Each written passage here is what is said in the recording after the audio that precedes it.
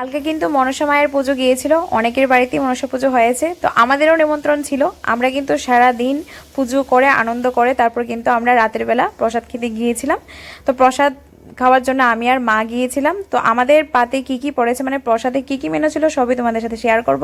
তো প্রথমে কিন্তু থালাটা পড়ে গেল, থালাটা ধুয়ে নিলাম, তারপর কিন্তু শসা আর পেয়ারা পড়ে গেল। শসাটা আমি খেয়েছি, পেয়ারাটা আমি খাইনি, মাকে দিয়ে দিলাম। তারপর কিন্তু আমাদের পাতে পড়ে গেছে ফ্রাইড রাইস। ঠিক আছে, ফ্রাইড রাইসে কিন্তু বেশি একটা ঘি ছিল না, তো আমি তো অসুস্থ, তার জন্য কিন্তু আমি কম করেই নিচ্ছি সব কিছু।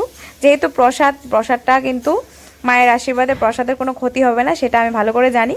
আর এই দেখো আমি একটা বেগুনি নিলাম, অন্য সময় আমি দুটো বেগুনি নিই, কিন্তু আমি এইবার একটাই নিয়েছি, যেহেতু আমার মানে একটু অসুবিধা আছে। তো বুটের ডালটা কিন্তু দারুণ হয়েছিল, কারণ এটার মধ্যে ছিল কিন্তু তোমার একটু কুচি করা নারকেল। তারপর কিন্তু পাতে পড়ে গিয়েছিল মটর দিয়ে, আলু দিয়ে আর পটল দিয়ে সবজি।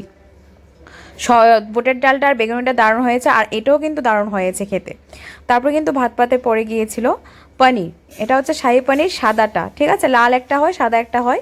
তো সাদাটা কিন্তু পোস্ত দিয়ে করানো ছিল, আর দেখো একদম স্মুথ ছিল পনিরগুলো, দারুণ খেতে হয়েছিল। তারপর কিন্তু ভাত পাতে পড়ে গেছে চাটনি, আর চাটনিটা ছিল আমের চাটনি। তো আমের চাটনি কিন্তু একটু টক হয়, তার জন্য আমি বেশি খাইনি, একটু খেয়ে তারপর সাইডে রেখে দিয়েছিলাম। তারপর ভাত পাতে পড়ে গিয়েছে পায়েস। তো এই ছিল মেনু, তোমাদের কেমন লাগলো অবশ্যই জানাবে।